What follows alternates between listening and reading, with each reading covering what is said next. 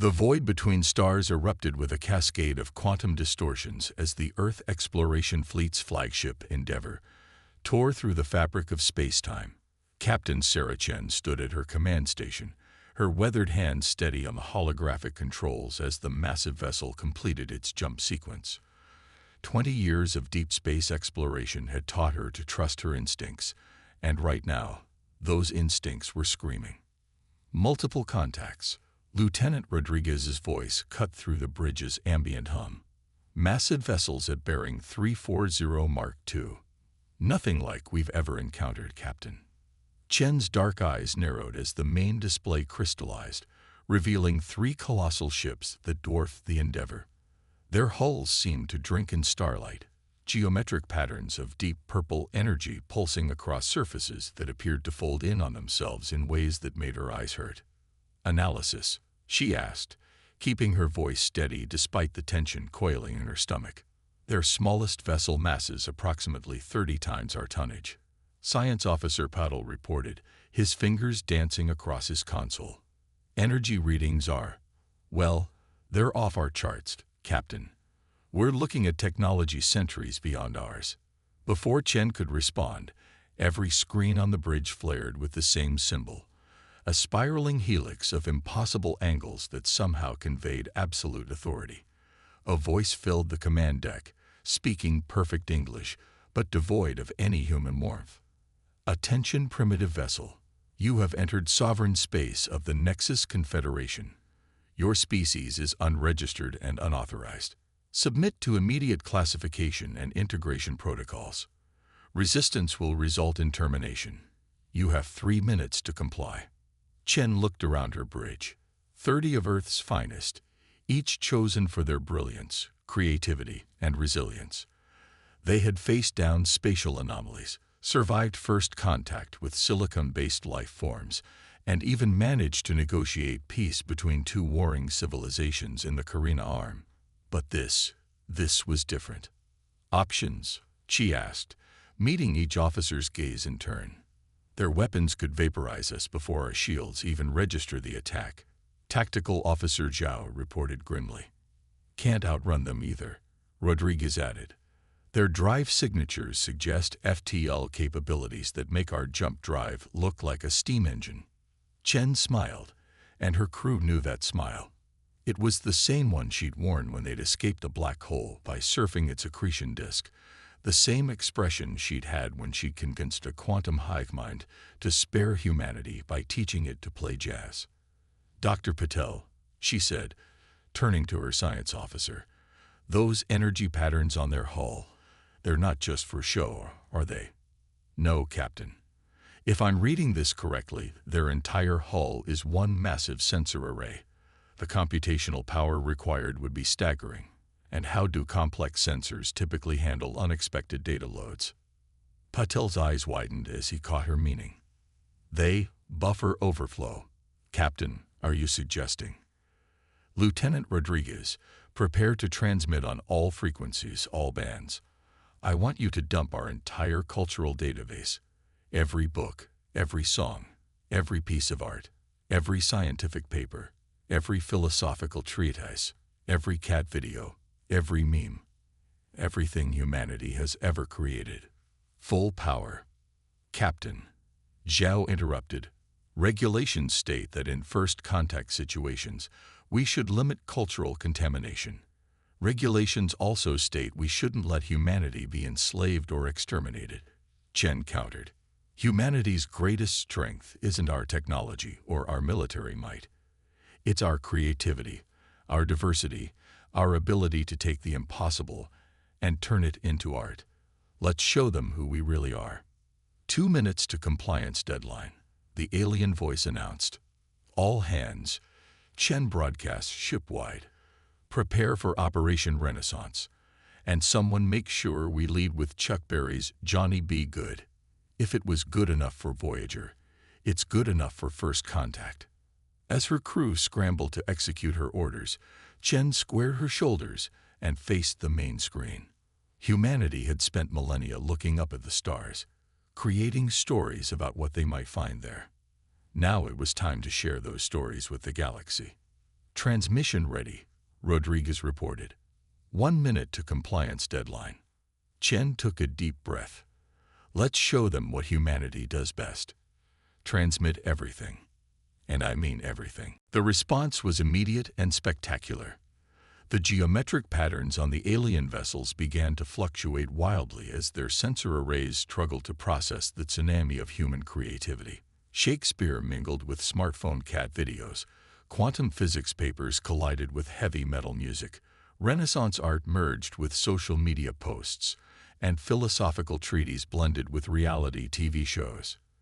Their energy patterns are destabilizing, Paddle reported, wonder in his voice. They're trying to process it all. Their entire command and control structure is being overwhelmed by human culture. The alien voice returned, but this time it sounded different, confused, almost fascinated. What is this? Why does this human appear to be singing about geometric shapes while performing ritualistic movements? And why do millions of humans appear to be arguing about the correct way to prepare nitrogen-based nutrition packets? Chen allowed herself a small grin. That would be Rick Astley, and a Twitter thread about the proper way to cook pasta. Would you like to know more? There was a long pause, and when the voice returned, it carried something new: curiosity. Your species was expected to submit or fight. This response was not anticipated. The Nexus Confederation requests clarification, and perhaps more examples of these cat videos. For analytical purposes only, of course. And with those words, humanity's first contact with the Nexus Confederation began not with submission or war, but with a cultural exchange that would change the galaxy forever. As Chen settled into her captain's chair to begin explaining the concept of memes to one of the most powerful civilizations in the galaxy, she couldn't help but think that this was exactly why humanity had gone to the stars. Not to conquer or submit, but to share, to learn, and to grow. 2 months after first contact, High Administrator Vex of the Nexus Confederation stood in the observation chamber of the Central Analysis Hub, watching in barely concealed astonishment as his civilization transformed before his eyes. The massive holographic displays surrounding him showed feeds from across Confederation space, each one telling the same story. Humanity's influence was spreading like a quantum wildfire. Report, he commanded, his crystalline voice echoing through the chamber. Senior Analyst Mira stepped forward, her traditional geometric robes now adorned with what she called artistic modifications, subtle swirls of color that would have been unthinkable mere weeks ago. The data is unprecedented, High Administrator. 87% of our networks are now engaging with human cultural transmissions.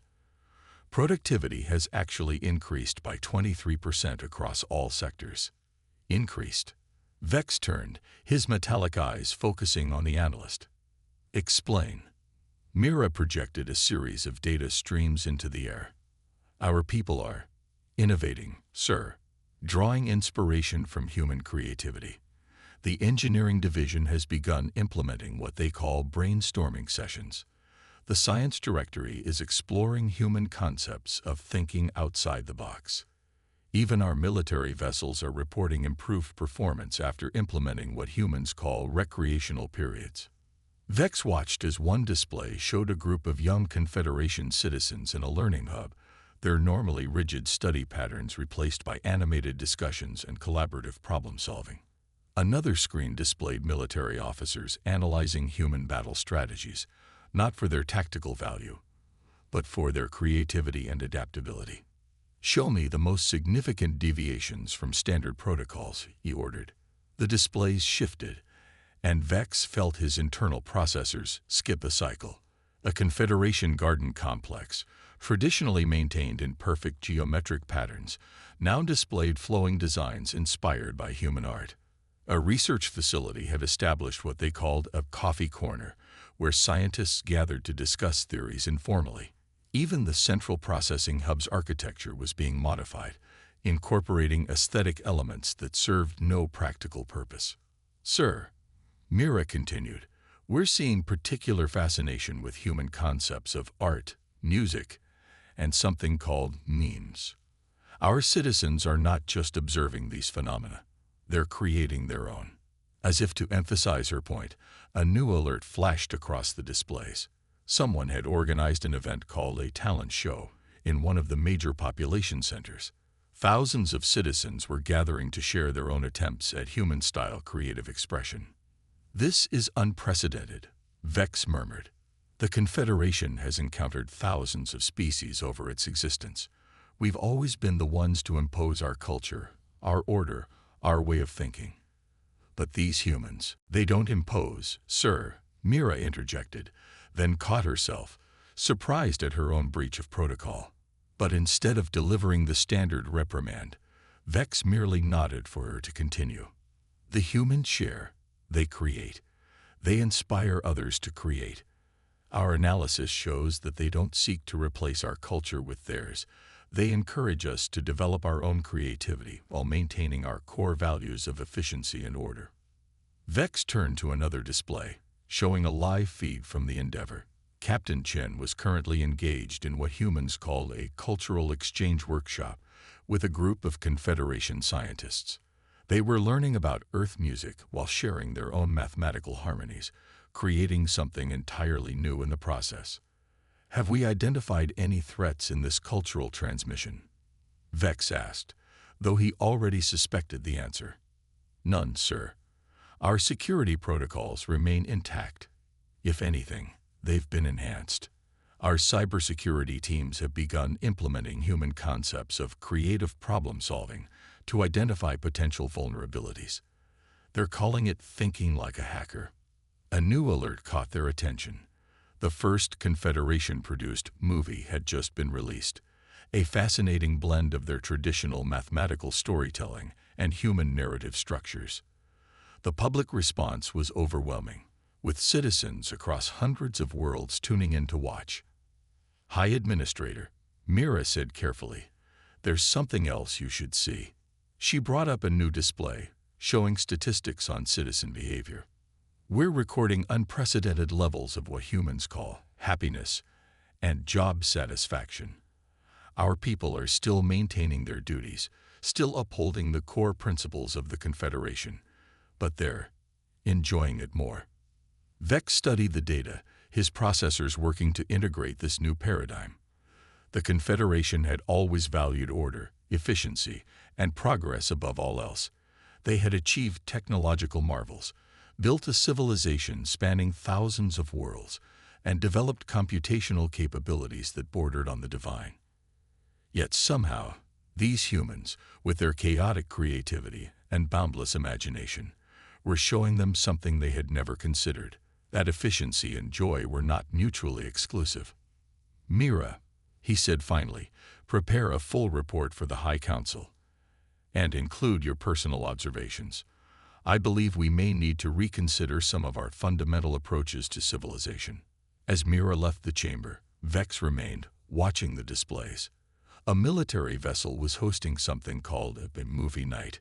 A research team had decorated their lab with motivational posters. A group of young citizens was experimenting with something called interpretive dance. The Nexus Confederation was changing, and for the first time in his long existence, Vex wasn't sure if he should try to stop it. Perhaps, he thought, watching Captain Chen teach a group of Confederation engineers how to play guitar, this was exactly what his people had been missing all along.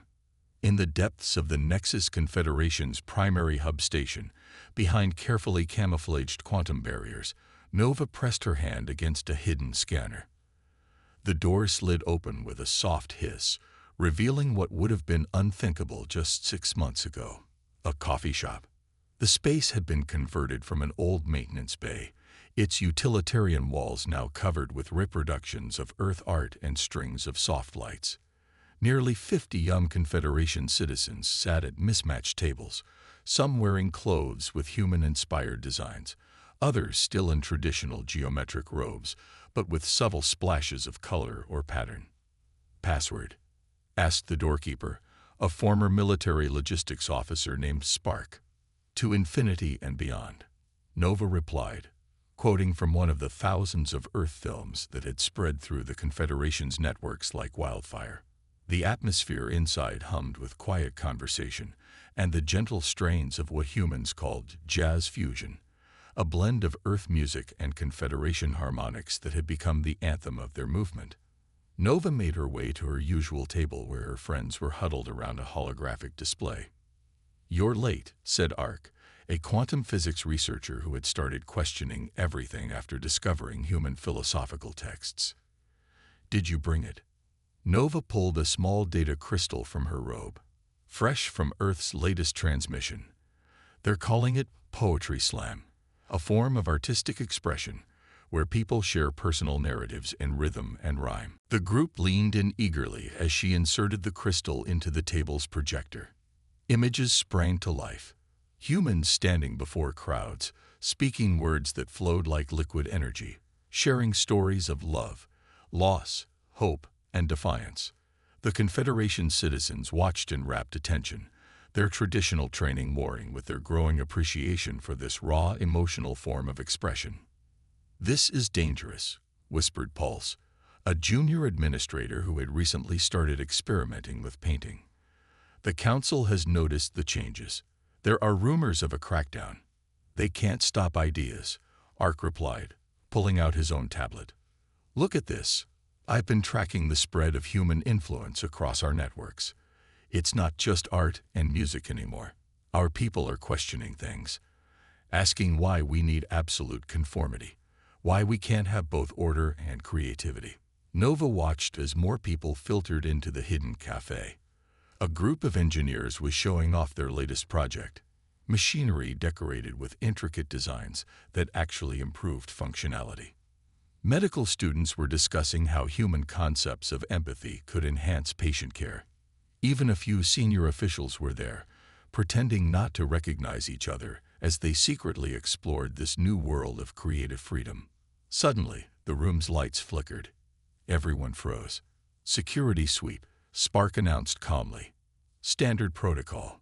Remember your training."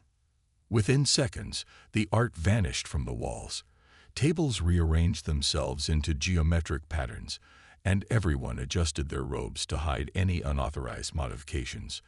By the time the security scan passed over them, the space appeared to be nothing more than a standard maintenance facility. As soon as the all-clear sounded, a young scientist named Beam stood up. "This is exactly why we need change," she declared. "I've been analyzing human history. Their greatest achievements didn't come from rigid conformity. They came from freedom of thought, from the ability to question and create. But the Council says chaos will destroy our civilization," someone countered. "Look around," Nova gestured to the hidden cafe. "We're not destroying anything. We're enhancing it.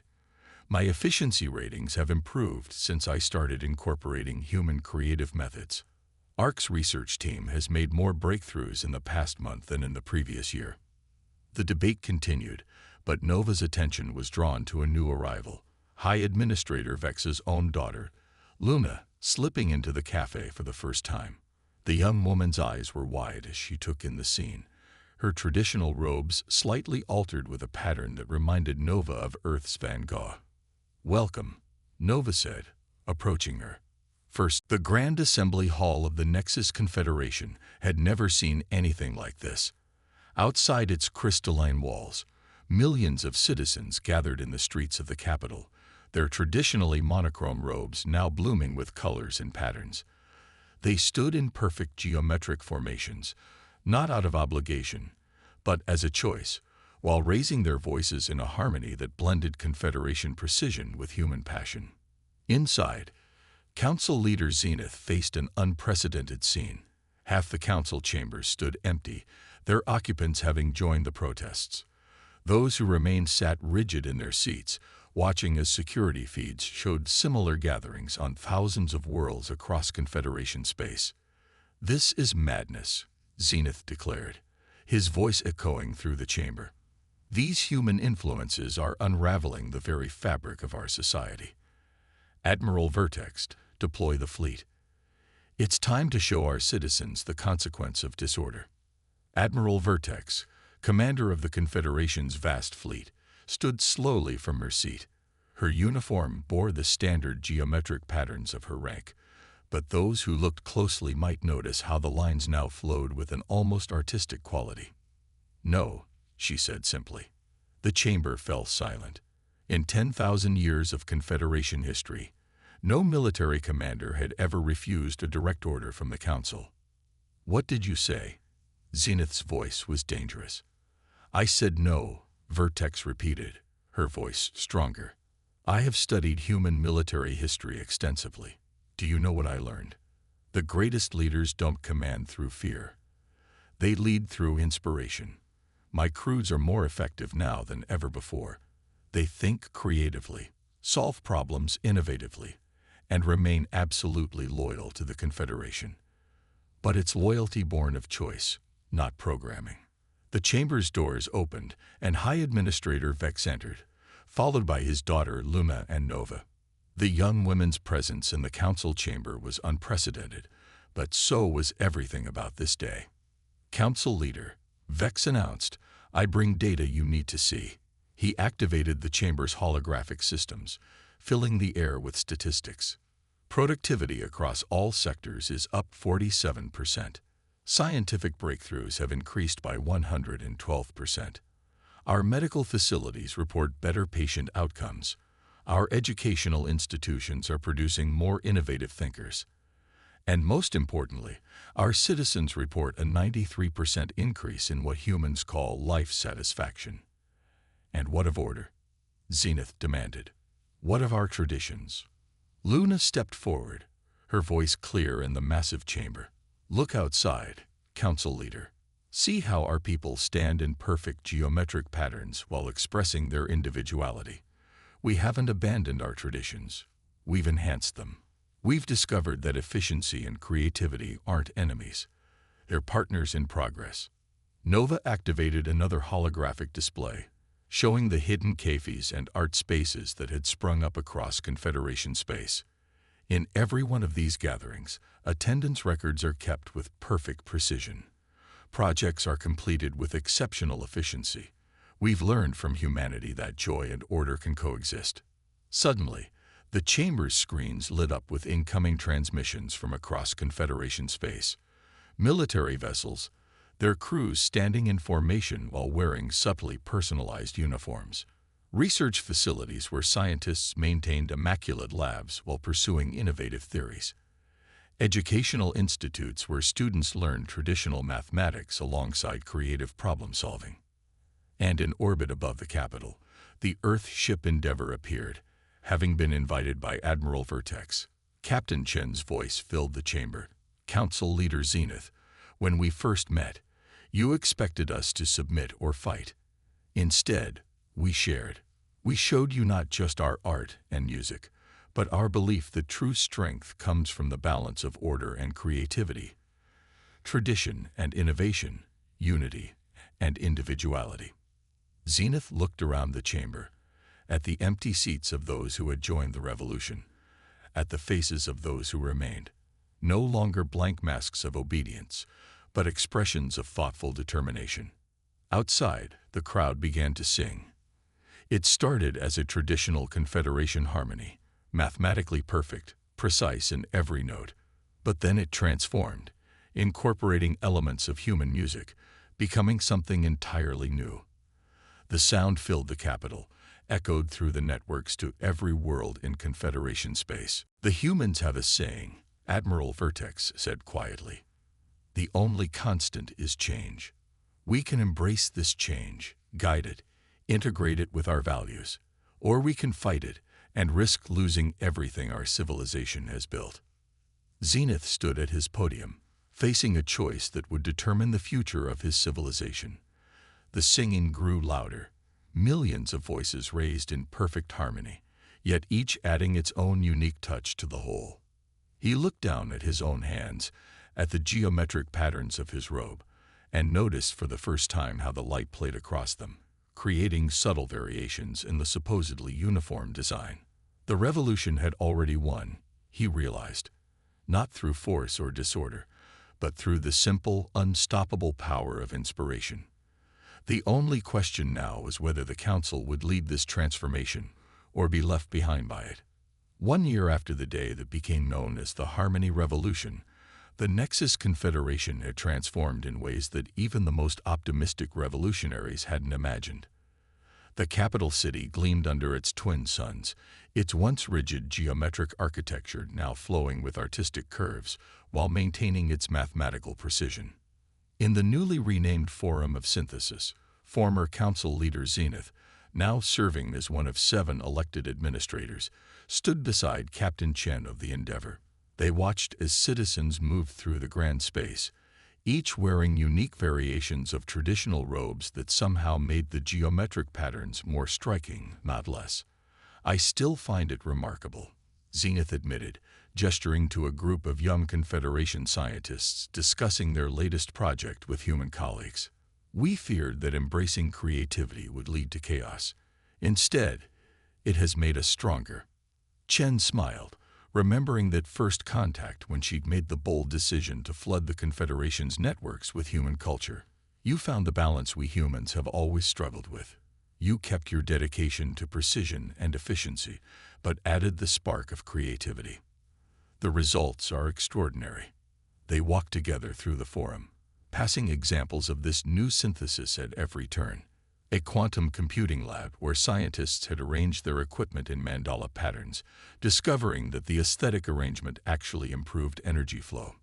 A military training facility where officers learned both tactical protocols and improvisational thinking.